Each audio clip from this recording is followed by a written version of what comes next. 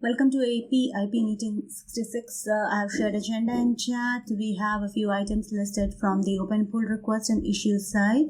The first item here is open items from the past meeting, but I think that most of them have been added by Sam already as the issues where we haven't reached consensus. So maybe we can start with the items. Those were partially discussed and are listed here again. So website ad Madjax, I believe it was discussed in the last meeting as well, but I don't know, like client was not there at the time, and it was only Greg and Sam, which seems to be on board. Anything specific we would like to discuss about this proposal? Yeah, that's all I remember about talking about it. And if I remember correctly, it wasn't tested at the time, like we were not sure of that, right? Right. So I can't see Panda on the call. I'm not sure if we have any further updates on that. So maybe we can skip this one unless anyone else on the call has anything to add or share. I think we should just turn it on. I mean, the risk is it doesn't work and we don't like it and we turn it off again. I think it's pretty low impact to try it out. Sounds okay to me. Okay.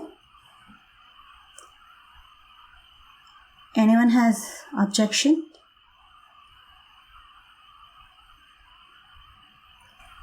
Go for it. Thanks for support. Cool. The next one is CI disabled certain labels from becoming stale. Yeah, I think we just haven't really agreed on which labels should make it stale or not. I think we've been discussing the PR. Okay. Has Panda been able to make this past couple meetings? I think I missed the last two. No, I don't think so. Okay. I feel like you should just talk about trying to make a time that Panda can also come, because if Panda is going to be one of the most active editors, I think he needs to be involved in these types of conversations. Agreed. I have actually added that in the item number 2 as a change in EIPIP meeting time, though we recently have changed from 15 to 1400, but obviously we are open to thoughts here. I don't know. I can't see Panda or Victor. Victor mentioned in the chat that he may be fine with somewhere around 1500 or 1530 UTC. Sam, do you have any preference? Or Lightning, maybe? We can figure it out offline. I think it's not a huge problem right now, but just wanted to mention it. Sure. I think there's a lot of these things are things that he's implicating. So hard to make a decision without him present. Yeah, I agree. Totally agree with that. Maybe I can start a form or reach out to editors individually and try to collect it and submit it before the next meeting.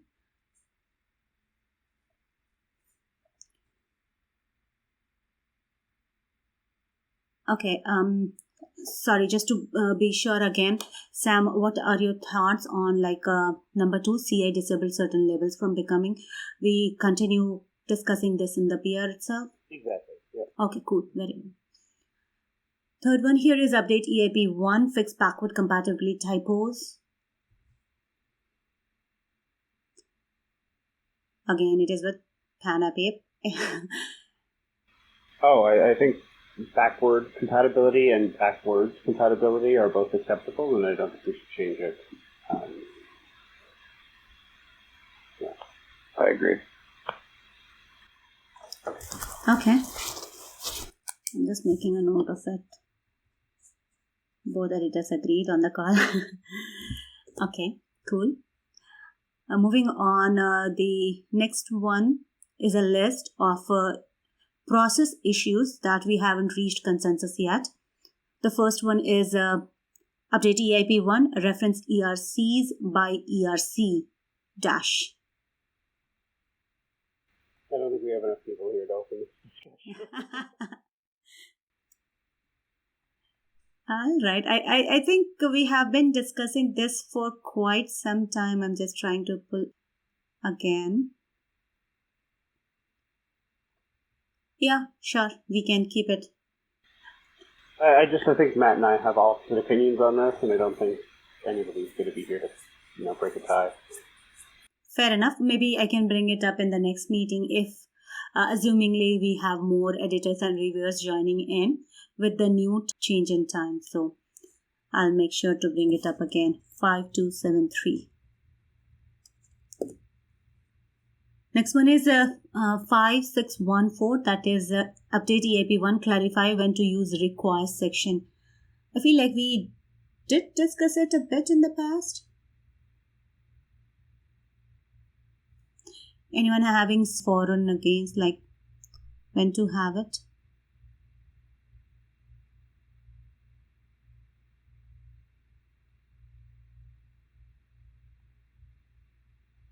So if I, yeah, please.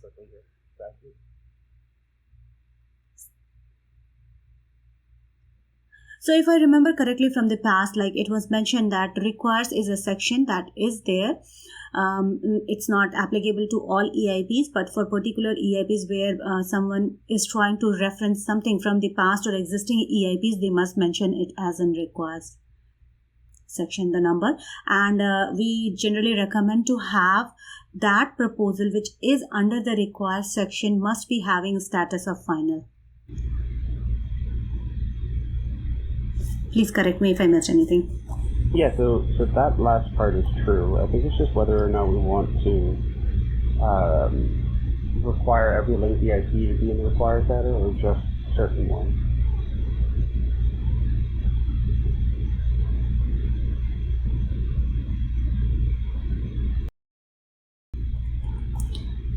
Yeah, that's a good point.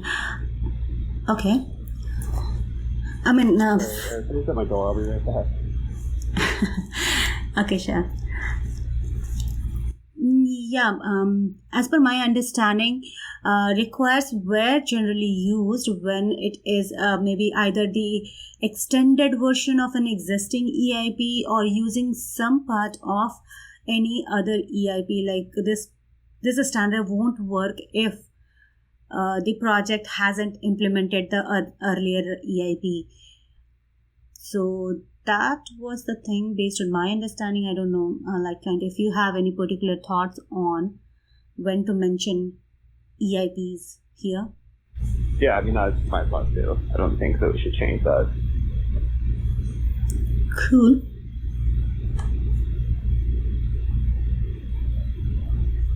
Okay, then maybe we will keep it open for a few more times to see if any editor has different thought to add there.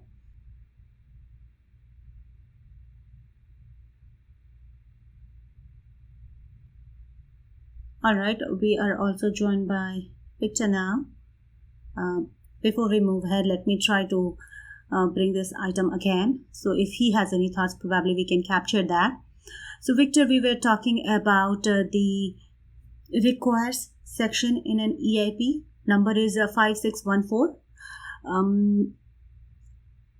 It is clarify when to use requires. So looks like the general agreement is when we are using an EIP's extension or sending a proposal for an EIP extension or the present proposal which is using any other EIP in final status must be mentioned there. Okay, I thought the original consensus that we were near was that if it's mentioned in the specification section, we will require that to be requires, and then elsewhere would be author's discretion. Did this meeting reach a different consensus? I mean, I think that's just a trail end indicator of what we actually want. Like, I don't think that you should mention an EIP in the specification section unless it's required as part of the specification. But that's like a separate thing. Like, if I happen to mention, oh, this is similar to this EIP, I shouldn't include it in required. I should just not have that statement in the specification. So the thing that we actually want is we want required to only be, required if you have to implement that EIP to implement the one it describes. Yeah, that argument, I agree with you. Like plan, I actually don't know what you go by, but so my understanding about our views on specification is that specification, that particular section should be as brief as possible and not mention anything unnecessary. In your very example, it's like the other one, that it is like the other EIP should actually go to rationale in that particular example. Is that a good understanding? Yes. I definitely agree with you. I'm just saying that I think that if you describe an EIP in the specification section, it must be required, is not getting to the underlying things that that we want here. We want the EIP to only be described and required if it is actually required for the EIP. That's like the fundamental goal of that section. And if we say it has to be only if it's in the specification section, then I think, we're just sort of like touching the surface of what we want. Yeah, I respect that if there's a consensus to the team. I just feel that making specification minimum plus required an EIP when appear in specification is probably the easiest for arguments for debate. I can see examples when we vaguely describe it as like when it's depending on something. For example, EIP 1191 adding the new checksum. Do we think it's depending on EIP 55, the original checksum, without considering chain ID? I think the argument can be made both ways, and then I think that we reduce our productivity in terms of reaching consensus whether one should exist in the required or not. I just want to put that into consideration, but I do respect the consensus reached by editors.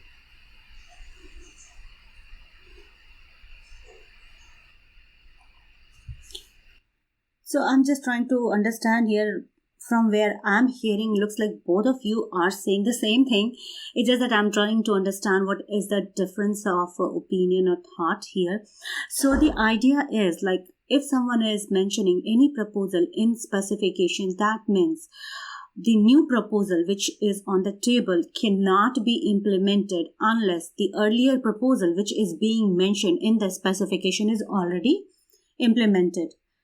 That's my understanding. And if that is the case, that proposal, the earlier proposal, must go into the required section. I'm looking into EIP 1191 that you just shared. So here we have two EIPs in required section, 55 and 155. So they have mentioned 155 in specification as well as EIP 55. Yes, they did mention both. So both are in required sections. So if you can help me understand what's the difference here? 1155 didn't mention EIP 155 in specification section. It only mentioned the EIP 55 because they use the same algorithm. So in that particular case, 155 was not 155 was not required. So when we say 1191 adding chain ID to mixed case checksum, it achieves protection on replay attack, but it actually didn't require 155, which at least I think based on the specification. If it says, however, that chain ID, the existence of chain ID is a requirement, then definitely this one is depending on 155. But since the specification didn't mention it, we can just ask to remove it. So I'm just using the example project provides to provide a demo of editorial feedback for author. And I think that's actually a simple rule to remember to propagate between editors and also to help authors understand. All right. Now, the judgment here is that whether chain ID is a taken for granted thing. If people think in the EIP, in the development of the later EIP, a chain ID is a taken for granted thing, then people should assume that that chain ID as defined by 155 should be considered non-required because it's already taken for granted. But if we don't think they're taken for granted, many other things like half work should actually be required, and that goes on, and it's a very unclear in that scenario. So that would be my take. But I do expect that if we want to just keep it a little bit vague for giving leeway of more discretion by editor, I'm okay with that either. So yeah, depending on the wording. Right. So it looks like there is no strong recommendation of changing of the existing wording in EIP 1. So we can probably let it live like that. And if we come across any new proposal in the future where we might need more clarification, then probably we can bring up this discussion again. Because all these EIPs that we discussed so far are like already in the final status. And EIP 1191 is actually having both the EIPs in required section. If that's okay? Sure. Cool. So now we can, we don't need to change the wordings over there and we can let it live. All right. Yeah. Thank you. And we can probably move ahead. The next number is 5517. That is update EIP 1, add finalized date to the preamble. We discussed about it in the past, if I remember correctly. Right now, the template suggests only created date. However, the created date is not the date when it is merged. So having the date, finalized date when the EIP gets into final status. I guess that's the proposal here. Thoughts? If any, if we need this field to be added? I really don't want to add this field, but I would absolutely love to have an upgrade field. Yes, I would love to have some kind of a field that describes the state on Ethereum, the block number it was activated in, like that kind of thing. And yeah, I don't think finalized state is probably it's not a good proxy for that information. I think the state on Ethereum and block number is only applicable to one particular category, that is core, and it may not be there for any other, including interface and networking, because they can be implemented on client level at different point of time. So we may want to look into something which is common for all types and categories. I mean, that's a pretty good point. We can add finalized dates to ERCs, that's fine, but it really is not useful to core EIPs. Yeah, right. I mean, Matt, if you're opposed to it, I think you can just... I'm okay with dropping it. I think this was originally requested by Mikhail, and so I just materialized that his request. But if core editors are not in favor of this, I'm happy to withdraw this request or withdraw this issue. Actually, I have Probably useful for non-core EIPs. I think that's fine. But I really don't think it's something that we need for the core category. Actually, I have a couple of thoughts I would like to share here. As I mentioned in one of the meetings, that I'm also looking into automating the process of EIPs inside that we are working on currently. So in that, we came across this field. I was trying to collect data for the past EIPs. So when it was introduced. As of now, as of date, what we do is like whenever an EIP is merged for the first time as draft to EIP's GitHub repository, then we add it as EIP added in that particular month. But we were having hard time finding this information for old EIPs because we have to actually go by every commit number. So we have to go to every EIP, go to its first commit, and then collect the date from there. One of my resources, what he tried to do is like collect the created date. But obviously the date it was created and the date it was merged was not in the sync. So I was also thinking of having one date in which we can be finding it like everywhere. So if it is useful when that proposal is merged as draft for the first time, that could be the first time when it entered into the EIP's repo. If we can have that date instead of created date or finalized, because finalization can be there for core EIP. We can track when an upgrade is activated and that particular EIP was considered for that upgrade. So we can definitely have the final date. We can collect it from there. Any thoughts there? Any suggestion, solution for it? I'm sorry, I don't understand. Why do we want the date that it was first added to the repository? For creating this EIPS Insight dashboard, we are collecting information of how many EIPs were merged as draft or as final or change of a status in a particular month. So draft is the first status when an EIP is added to GitHub repository. So I was hoping if we can have that field. Definitely it's something that we can collect by scraping data from GitHub, but if we can have it in EIPs as well. I think you are coming from a collecting stats kind of reasoning, and that makes the time to merge helpful. I wonder if we can kind of reach to a simpler version. One is the created, which should actually be the first day it was merged. And also a finalized day for non-core to be the date that it's announced to be finalized, because ERCs and other EIPs are using final status to declare that they are ready to be implemented.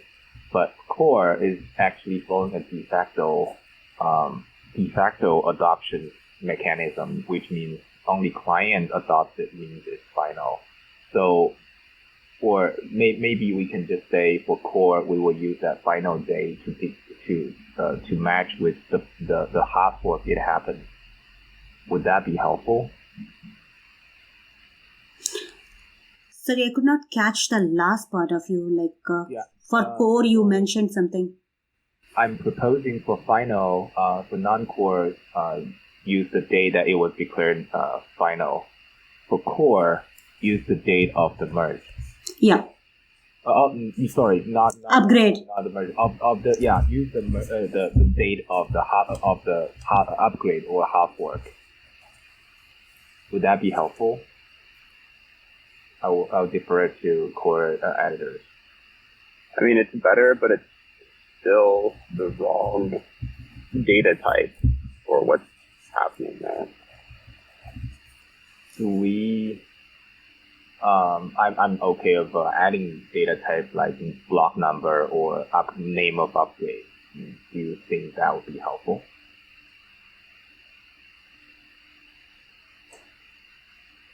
Yeah, I mean, those two values are more what we're looking for core EIPs. But I'm just trying to think how to deal with this in a fair way across EIPs.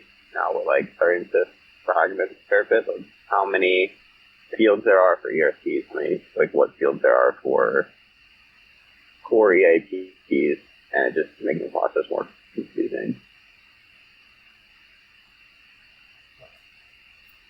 Or maybe let's wait until we find it more urgently necessary. Then, with basic, I heard what you say is basically making trade-off between adding new field creates more complexity for preamble versus not having the field reduces the readability in some of the cases, and it seems like in your mind, knowing the finalized date is not super helpful to justify the more value is introduced in the preamble, and like, is that a good understanding? I don't know if I would say it's not valuable. I think that right now it's very valuable to know what upgraded core EIP is. I just don't know if it's also that valuable to have a finalized date for ERP. Okay, how about this? Let's pause the request to add finalized date. Let's prioritize adding the upgrade available to the core, so that you don't have to think about it every time when talking about finalized date. And then we can decide whether finalized date is helpful at all for all EIPs. I lean towards not having one date that seems to be common, but people constantly come and ask, hey, why do core doesn't have this, things like that. I just want it consistent across different types for that particular date. Yeah. So, okay, here's my proposal. I will create a new PR, add a new field that says this is the upgrade for the core, and because people easily understand it only applies to the core, people will not have to ask this question asked. See if editors are happy with that, include that, and then we talk about whether finalized will be useful or not. How about that? These are my proposals. I think there are reasons why we don't have upgrade and block number generally in EIP templates. And I think this is mostly a Micah thing, but I think the idea is that, if somebody were to fork the chain or start a new Ethereum, then embedding the kind of governance information into EIP might be a bad thing, because it makes it exclusive to our chain as opposed to any fork of Ethereum. I'm not sure if that matters so much now with proof of stake and all that, but yeah, I don't know. That's a good argument. That's a good argument. I don't think we should cater for forks. I'm sorry. If you can't fork our repository and figure out how to remove that, then I don't know what to tell you. We shouldn't make it easy to fork and then make our lives worse because of this. It's already pretty easy to just press the fork button. I think that has a philosophical assumption that I agree a lot. Also, I don't know if I agree fully. I think Simon, you mentioned somewhere that you are thinking that Ethereum EIP is trying to govern the Ethereum, and particularly mainnet, which I think, at least in my intuition, I agree. And in that argument, it's not very helpful to assume that other forks will need to have a different block and a different block number that which hot upgrade is enabled. Maybe people agree, but I also, in a very small voice in my heart, that I think Ethereum movement is decentralized, and then when we say Ethereum movement, it also applies to anything that uses Ethereum. So if they want to adopt it, they can use it. So that's a small voice. Now, coming back, I have another more practical question for you guys. Let's assume we are going to have sharding very soon.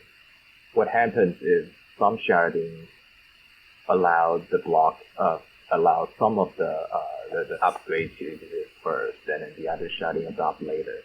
Do you think that is possible or not at all possible? No, we'll always have one global block or slot number to refer to. We'll never get into a scenario where sharding, this idea has changed a lot over the last several years, but the shards are now layer 2. So if a layer 2 upgrades at a different point, that's not a concern of the core that we call. I can see in the old sharding mechanism, it is possible. I can see that in Dangshark, it's much unlikely that they will follow different validator rule. But maybe that's thinking too much, because that's a very the scenario that hasn't happened. So if you're all in favor of having a upgrade, I will create a new field and you can comment on it. Would that be helpful? Yeah, I mean, I'm okay with at least putting up a proposal for it. I think it'd be great. Okay, let me create a new field and put on hold the old one. Sounds good, thank you. But one last question before we move ahead. Right now, the created field is there in the EIP template, and that is for the date of creation when author originally created or maybe sent the pull request. Is it possible to have that date replaced with the date of merge? I'm checking if that can be done with the help of existing bots. Anything can be done with bots. Someone just has to implement in bots. Okay, so we can maybe create a pull request for issue for that, like implementing that in bot. But before we do that, any objection on that? And what do people think about it? Like changing the created date as the date of merge as draft in EIP depository. Is that a fair? Yeah, I think, That's fine. Yeah. Okay, then I will create an issue. Which bot would it be? Sam's bot, like EIPW or each bot. each bot? Okay.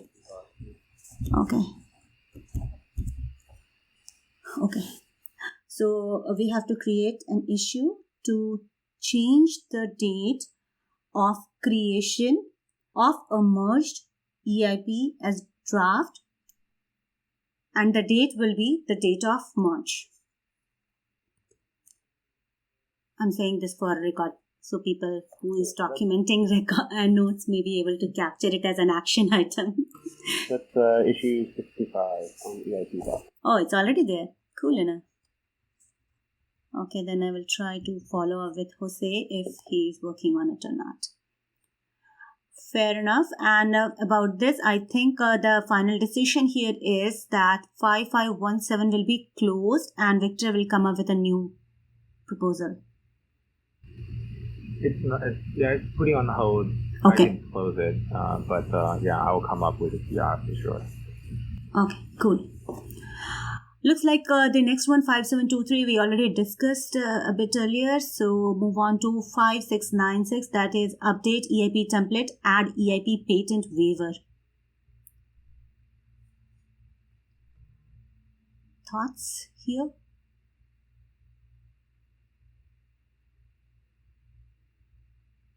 Looks like it was proposed by PandaPip.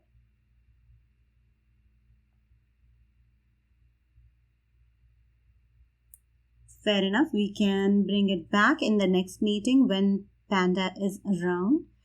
9-6, I'm making a note of all of those. Let's move on to the last one here because MathJax is already merged. The number is 5617. Add EIP 5617 non-transferable token standard. Why is that listed here as for discussion? What's the EIP number? Oh, cool. Yeah, that's right. Thank you for reminding that, Sam. Yes. So here EIP number was an issue. Looks like this proposal was earlier created and editor has some concern. Yeah. Are we on board there that we can use the earlier number? Yeah, so it looks like the original author approved. Yes, so I'm fine using the original number. It just looks like an update for the IP. Cool. So let's move on with this as well. Item number 2 is past meeting discussion continued. We discussed about change in the meeting time. I know we are short of editors on this call. I will try to reach out to them individually. However, Victor proposed 1500 or 1530 UTC. So if people are in support of either of those, they can signal that on the Discord channel. And 1637 UTC right now? 1530? Is it 1637 UTC right now? No. It is 1400 currently. Oh, so 15. Okay, so this would be 1 hour later. Yeah. So yeah, earlier we used to have it at 1500, but in the last survey, probably 6 months ago, editors shared signal that they would be interested into having it at 1400, so it was moved to 1400. But if people are fine moving it back to 1500, we can do that. It's just that we want to be having more attendance here on the call. So yeah, whatever works. I have a conflict right now at 1500 UTC. I don't know how long running this meeting will be, but I probably can't do it for the next 2 weeks. Okay. I'm okay with keeping it for next 2 or 3 occurrence. Yeah, move a few. Okay. I guess we also poll other editors for their availability. Yeah, I mean, we should just get Gavin to give us a couple times that work for him and then discuss. Yeah, I will do that. I will come up with a form, simple form, so we can collect available best time for them. Is Alex a frequent to this meeting? No.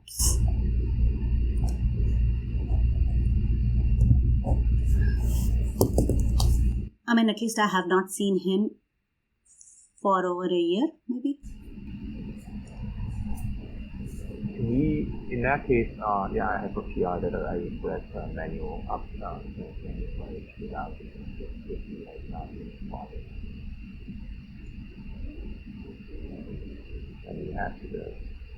let me add to the meeting agenda. Okay.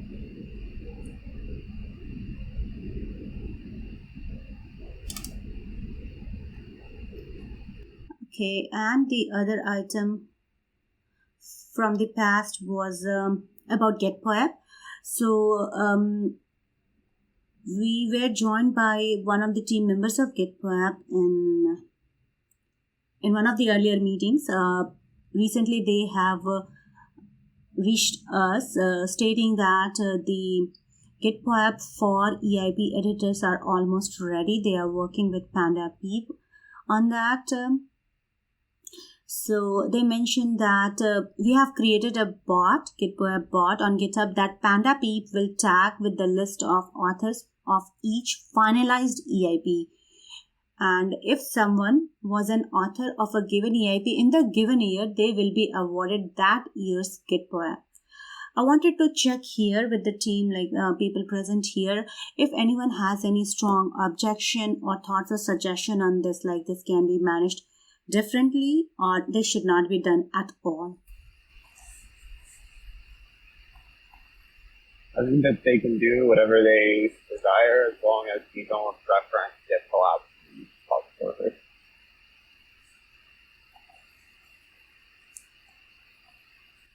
Right. So for it, yeah, please go ahead.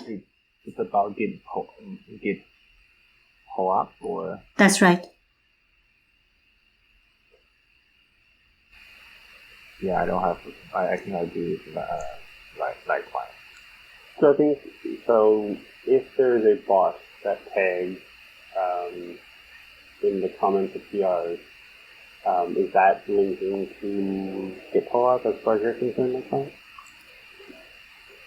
Yes. Why would they have a bot posting on every PR? So the architecture that I think was discussed a while ago, and it's been a while, so I'm a little fuzzy on it, is GitPoep has a bot already that you can arbitrarily give PoEP to people by tagging it in a comment, and then PandaPeep was going to write a bot for our repository that tags the GitPoep bot. Okay. Yeah, I'm not okay with that.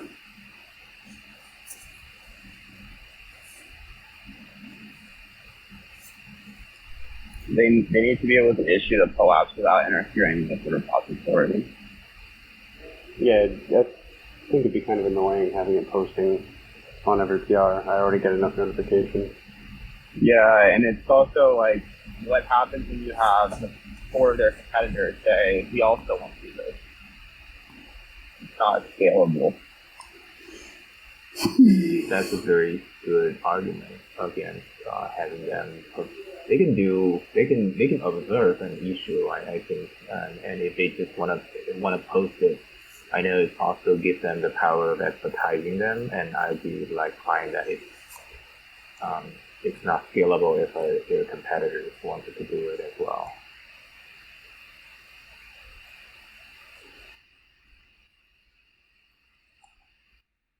All right. I hope this meeting recording will be shared today, and probably Panda Pete will get an opportunity to follow the discussion over here. I would also like to share it within the group where they are discussing the progress so far, because we wanted to have feedbacks collected from EIP editors if there are any objection or not.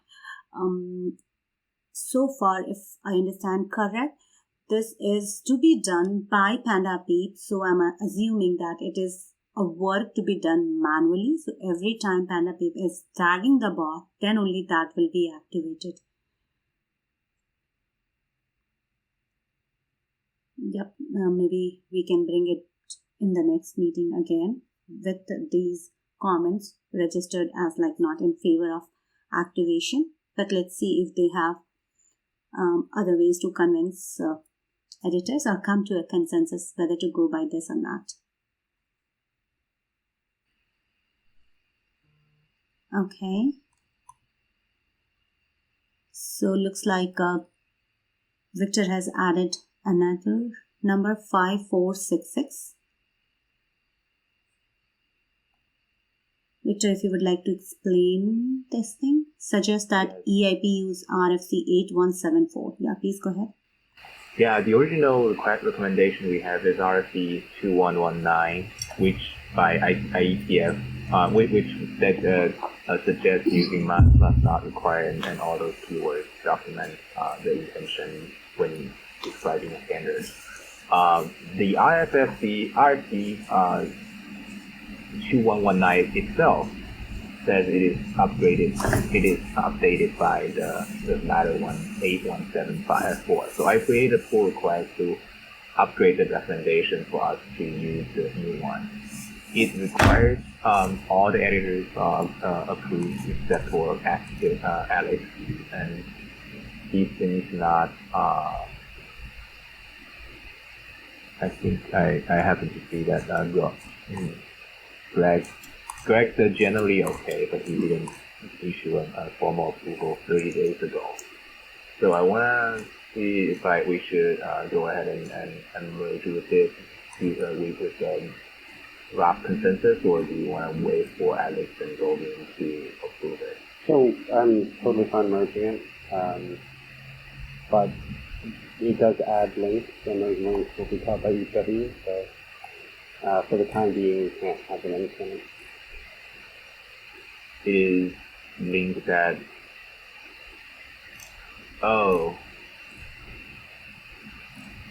but is that okay to link to IETF? I thought that was the intent, that was the agreement people reached to when mentioning IETF IRC in all different other EIPs. I don't think we've reached a consensus. Whether we've reached a consensus or not, the bot will still flag it as a problem. So it didn't flag that particular link for the problem. It doesn't link each one or EIP template. Maybe. No, it doesn't. Right. Because you all have your eyes reviewing it. And I'm okay with doing the link, but I just wanna mention just for now. Just for now. Okay, I'll just. But like I'm writing up an EIP on how to do external links, and I'll post that in time for the next EIPIP meeting. I have one as well. I'm looking to generate a consensus. Do you want to add to it, or we can also do the You're talking about the one with 3 closed solutions, like the HackMD? Yeah, I'm trying to consolidate that. Go in. The link here. I'm trying to find the lead the one that people the maximum agreement here, and then leave everything else to additional discussion. That was my plan.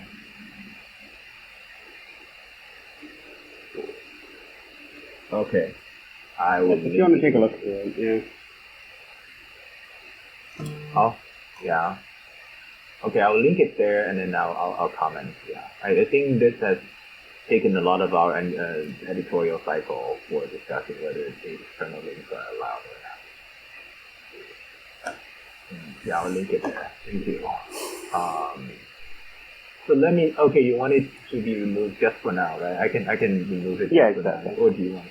Just for now, Okay. Just take it out and we can merge it together. Okay, yeah, I'm okay with that. Okay. We have more links. We have existing links to EIPF. In line 116, EIP header preamble already have RFC 822 link to IETF.org. Do you really want it to be removed? Or do you want it to be consistent? Just right now, if a link is in EIP, like if the link is in an actual EIP other than EIP 1, or there's one other one that has an exception, EW will not let you merge the PR. So. Oh, you don't. So just for templates, right? Just exactly. Templates just for so the that template. people when copying it, would not run into this problem. Exactly. Okay. Yeah, I'll update it. Yeah.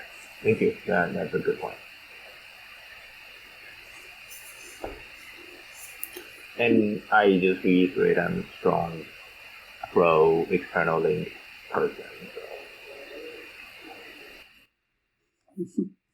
External links. Yes. All right. Let's move on. In the essence of time, we have just 10 minutes left, though we don't have many more items. We are good by the time. The next one here is item number 3, EIP bot. I think the main concern that was shared with me earlier in that Cathodes meeting was that we are not getting a clear understanding of what all issues to be worked on or not. For example, issue 65 that we just discussed briefly, to have the created date, looks like Jose wanted to work on it, but PandaPeep is also working on a tool which will probably cover this issue, so we may not be able to, we don't need to work on this issue separately. That's a good thing to have. I wonder where we can track that.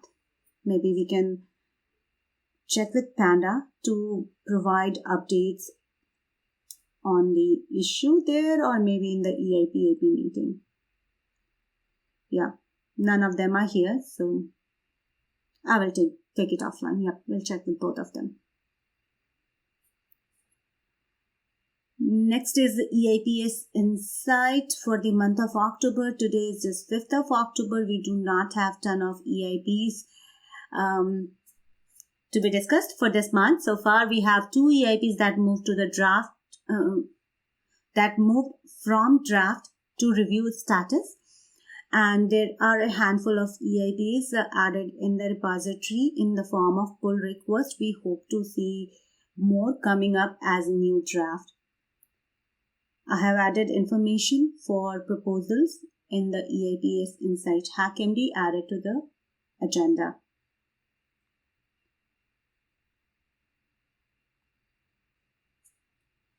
Next is a EIP editing office hour. We organized an office hour yesterday. It was fine. We tried to look into the proposals the pull request, and we were also joined by a couple of authors. Thanks, Sam, for conducting this office hour. I have a question here which I actually have added there for the next meeting agenda as well. Like, do we want to have this meeting for 30 minutes giving Q&A? Because most of the time it is you're reviewing the proposal live, which is a good thing to have. But yes, any thoughts there? I mean, I'm happy to keep it for an hour. Okay. But if we want to, like, I don't know, I find it rather taxing to be reviewing on a call, so if we want to bring it down to half an hour, I think I'm fine with that. Yeah, I think we can do it for 30 minutes, like for first Q&A. And if we have any author on the call staying longer because we could not address their problem, then probably it makes sense to extend the call. But generally speaking, if we keep it for 30 minutes and address those questions, and you do reviewing at your own convenience, does that sound reasonable? Yeah, that's great. Okay. So we can make that change. Either Victor, you can update the calendar or I can do that. It's fine. I'm not following. Can you update the calendar, please? Okay, I will do that. Cool. That's it. People can follow the recording from the past meeting. A link is added, and we also have added agenda for the next meeting, which is about 2 weeks from now. Last one is review action items from earlier meetings. Looks like we had only one action item from the past meeting, which was for Victor to create a PR to further discuss on the copyright waiver section. Do we have the pull request? If you would like to add the number here for discussion, maybe in the next one. I don't have it yet. Okay, not a problem. There was one. There was one that showed up. I'll see if I can find it. I'll post it in the agenda when I do. Okay. Yeah, that would be great. Thank you. Cool. And yeah, I think that is all. We do not have EIP number bot yet, right? I wonder if... Okay, cool. I wonder if anyone would like to pick up this thing and maybe create a bot to allocate EIP number. We discussed this issue in the past. So if anyone has any question, like people following this recording, if you are interested to work on this particular issue and you have questions, feel free to reach out. And you can probably post your questions on EIP editors channel on Ethereum Cat Herders Discord. So that's all for meeting today. Anyone would like to bring up anything?